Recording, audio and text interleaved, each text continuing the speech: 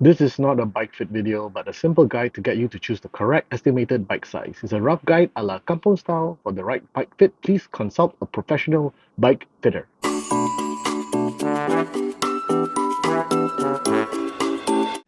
What's up, you guys? Okay, coming back here.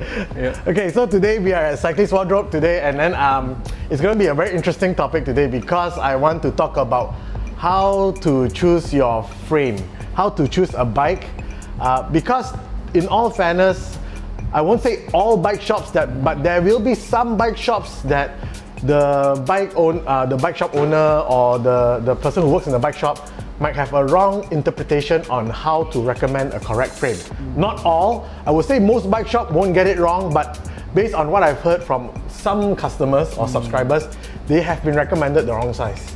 But again, the wrong size is subjective because maybe it's the wrong expectation between customer and bike fitter or even the shop owner. So today I have Daniel here. Hi Daniel, thank you so much. He does come highly recommended by some of my subscribers and friends because they do know him and they have done some bike fit with him, and he has created some, I would say, some successful result with some of my subscribers. So you are actually quite famous. Do you know that? Oh, thank you. so if any of you have any bike fit problem, can always drop by Cyclist Wardrobe, look up for Daniel. He could potentially save you because cycling is not just survival. It's really survival sometimes because if the bike fit is wrong, Yeah. after 50 km, Charlotte not really surviving. What is all about the fitting is actually based on to look into a comfort first. Yeah. And then the technique of ridings, and then slowly you progress to performance kind of things. Yeah. So if you are not in the comfort zone, or you are getting a lot of injury that comes in, that probably will be a progress that's going to be a long period of time. So today I have Daniel here, and I have some Kampung bike fit technique that I don't, maybe he'll prove it is a myth or is it a real hack, but today it's not about a bike fitting video. It's not about, I'm not going to solve your problem today, how to get comfortable on a bike, but rather is how you would not be misled or misinformed, or you choose the wrong frame for your first bike or maybe your second bike or your third bike. Because a lot of you probably don't know this, so here are some tips and tricks, and based on the tips and tricks I show you, then Daniel will give his point of view. Betul ke ini? Betul ke ini? So betul lah ni. Betul ni. So we have a very nice look frame here. Can you tell me about the bike first that we are actually checking out? Okay. So basically the model itself is called Gravel RS 765. So basically you can actually customize it also. Just to buy the frame alone itself can be done as well. So they come with the upgrade on the Korima. So basically, the price on the full bike with the Eka Campagnolo, it actually at 26,600. 26,600. Yep, correct. 13 speed, and then pedals not included, and as well the border cages. Yeah, there's always something new to include. Correct. Something else can be included also. Of course, you can see the frame designs are better clearance on the tires, of course, and then there's more curvier on the top tube area, and also seat tube itself to absorb the vibration on the road. Yeah, so this is a very nice look bike. Global Synergy is actually the authorized distributor for look bikes, and also good news, Global Synergy also has been announced that they are the new Campagnolo distributor from Malaysia, which is congratulations to you guys. And if you want to see any of these products, Cyclist Wardrobe do carry all the products that Global Synergy does carry. So today, the first hack I'm going to show you on how to choose the correct frame. Okay, so hand me this bike. So it is said that when you choose the frame and you're lazy to go to the brand's website to see the geometry, because to be honest, stack height, reach all those things as a new cyclist or even amateur cyclist, it's quite overwhelming to see all this measurement because they don't even know how to measure the inseam correctly, the reach and all this like that. So one of the first things that I know as an amateur cyclist, Kampung bike fit is to know that the frame fits you is first, you must see the stack height. Which is the height from the top tube to the base. But if you don't know how to measure your inseam, so as an amateur cyclist, what I would recommend some cyclists is to cross over. Look at the frame and then cross over. Stand. So when you stand, okay, let me see if I can show it like this. Okay, so when you stand, there are a few things you need to see is, can you actually stand on top of the top tube? The top tube can touch your base of your safety zone, Yep. but it cannot be a discomfort, right? If you have some gap, it'll be good, but sometimes too much gap also not good, maybe Yes, too small. too small, yes. So a slight touch or feel is okay. So this is probably the first way I would choose a frame if I go to the bike shop and I want to see whether this frame ngam my height or not. So what do you think about this Kampung style bike fit? Can be done also this way. These are the very basics kind of a measurement. And also the second thing, probably looking into the saddle height as well. Saddle height. When you sit on the saddle, basically they will go, they will do it on a tippy toe kind of thing. It means like a ballet when you sit on the saddles, and then to check out the saddle height. And So it means another Kampung style bike fit is to sit on the saddle and tippy toe to see whether can you stand straight. Yes. I never knew that. I learned something new today. So basically that is a rough saddle height. Okay. And this one is basically the frame size itself. Yeah. Roughly. Correct. Yeah. So I think by doing this, you're 90% there. You're not 100% there. To achieve 99% there, please see a bike fitter. To find that 1%, I think it still depends on your body. Correct. And then to understand the bike and your body that able to fit along together with the bike. Okay, so now that we've found our top tube height, the frame, looking at this frame, this is a size S, and I know this fits me because normally S is ngami one lah. Between 49 to 51 is ngami one lah. Because my inseam is 72, so this is actually the correct frame for me based on my height. So now let's see the reach. So based on what I know, to check whether the reach between here to here suits you. So for most cyclists, the Kampung bike fit that I know is to put your elbow and your finger, roughly it will touch from the seat post to the Head tube. Yeah. So what do you think about this? Can be done also. Can be This done. is traditional way lah. One thing. Kampung style works. Yeah, correct. So far, very good. So far, based on all the Kampung style bike fit, Daniel approved. Yeah. Okay, so now we have achieved our stack height, our reach. Again, the reach is using your elbow to your fingertip. Put like this. If it's there, more or less there. Now let's talk about the next step, which is the bar length. I mean the bar length, right? So bar length is very technical because narrower means more aero and racy, but Correct. wider means better control, like mountain bikes. Stability as well. Stability. Yeah, correct. Right. So this one I think really depends on you. But let's talk about road bike since we are focusing more on road bike. In my point of view, if I want to check the bar width, I know most bar width comes standard 42, Correct. but I feel more comfortable at 40. So I think this is a 42, right? Yes. Right. Yeah, correct. So wider. to see whether your bar width is ngam, normally they will measure your, what's this called? Bone. What bone? Shoulder bone. Shoulder bone, yeah. Shoulder bone end to end. Yeah, correct. Then based on the end to end measurement, that is your bar width. Correct. But if let's say you don't want to measure and you're lazy, the easiest way is to stand opposite the bike, which is what I'm doing now, and just hold. Yeah. And when you're holding it, you just lean on it, put some weight on it. If it feels comfortable, you can hold the top tube, you can hold the side. If it feels comfortable with a bit of weight, I think your bar width is more or less there. Does this work? Point to point here, it has to be like really on a straight line. Parallel, right? Yeah, That's best lah. That one is more to neutral side. Yeah, some riders will prefer a wider. I go nearer so you can see. Yeah, correct. So you can see the point to point is, whether it's too wide, and then too narrow. Yeah. So too narrow is compressing your shoulder Correct. point. Yeah. Which is not comfortable for a long run. And then if you have a wider one, basically you have a triceps kind of a discomfort, or probably your lats and also your triceps. Alright, because I noticed I started off cycling with 42, which is quite common, recommended. Correct. It's quite standard lah, right? Yep. But when I changed to 40, wow, mind blown. Suddenly the cycling dynamic has changed for me. So to check your handlebar width, just stand opposite a bike and hold it like that. Correct. And then your body will tell you, yeah, I can do this. I can do this for 1 hour, 2 hours. Then you know it's roughly. It's there. So this bike bar width measurement approved. Yep. Yeah, nothing to approve. Good one. So far, our Kampung style bike fit work. Okay, now the next one. Yeah. So basically, you have already gotten the frame correct. Yep. Your bar correct. Now it becomes a bit more complicated, which is the stem. Stem length. Yeah. So stem length, what I've heard, anything between 90 to 110 is safe. Correct. So I believe that if it's 90, and if let's say you get a bike and 90 is too long for you, and the bike shop tell you should use 80 or 70. I think for road bike, it might be a bit too short.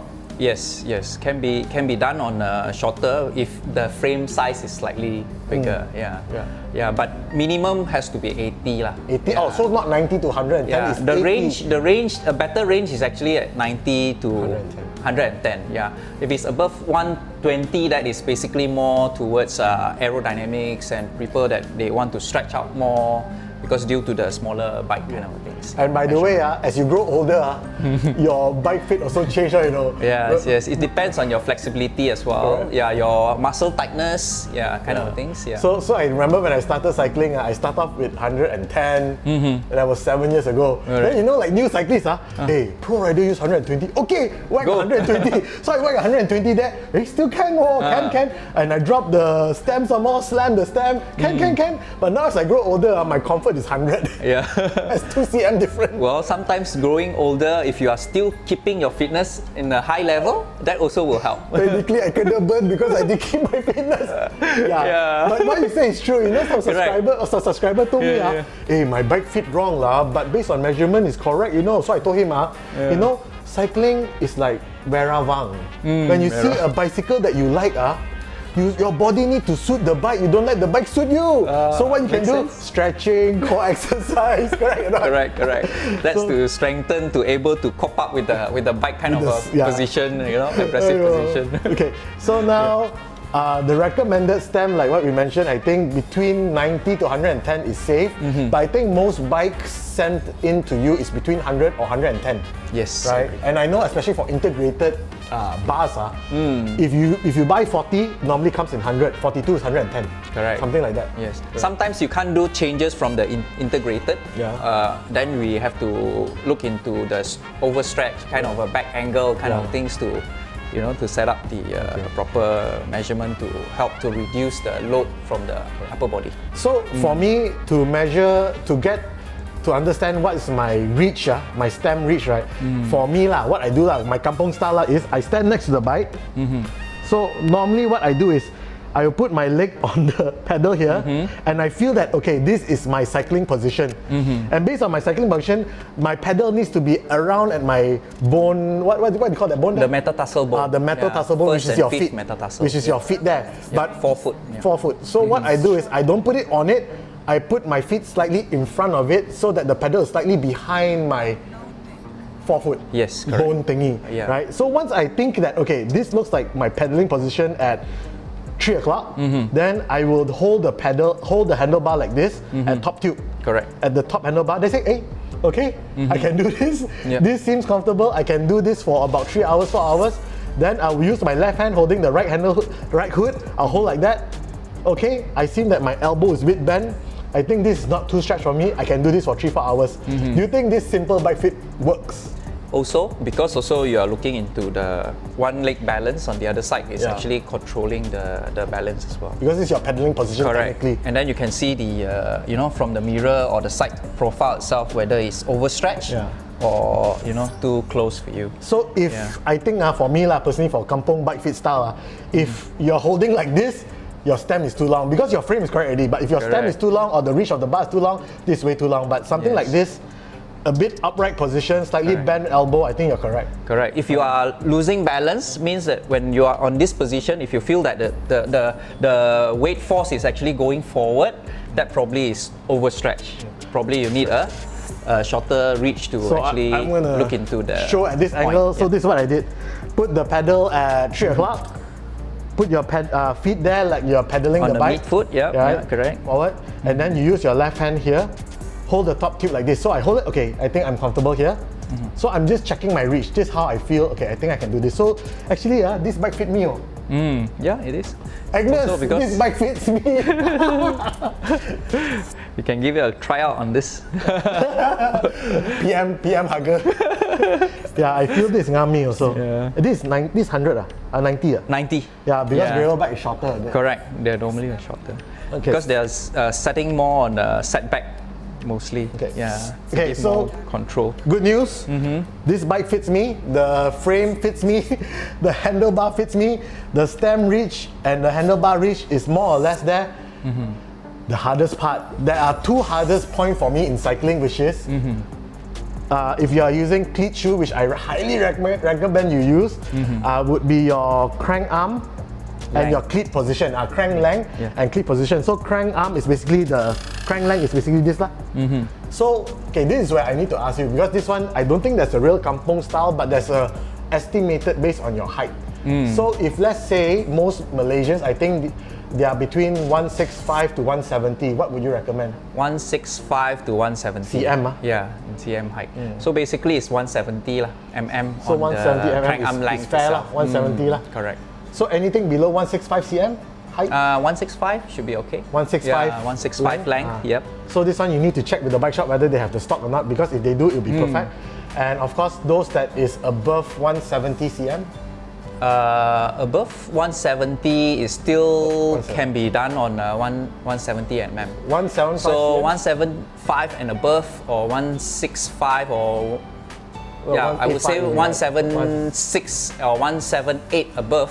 Basically, is somewhere around 175. So those That's the best. 6 meter guys 6 footer, yeah. needs to have a 175 crank Correct, arm, that would be better. But this becomes very difficult because most bike shops might not carry Longer length longer crank arm. arms. So Yeah. those potentially, even though you buy the bike, do check with your bike shop whether they do have it, and if they can change for you for free. If not, you might need to pay a bit lah. Yeah. Because the bike comes in full and normally comes in 170. Correct. If you buy a complete bike, they will come with the correct crank arm length. Yeah. If you look into 56 new bike that you buy in a complete bike, you will able to see it's normally somewhere around 1725 or 1775 kind of a range. Yeah.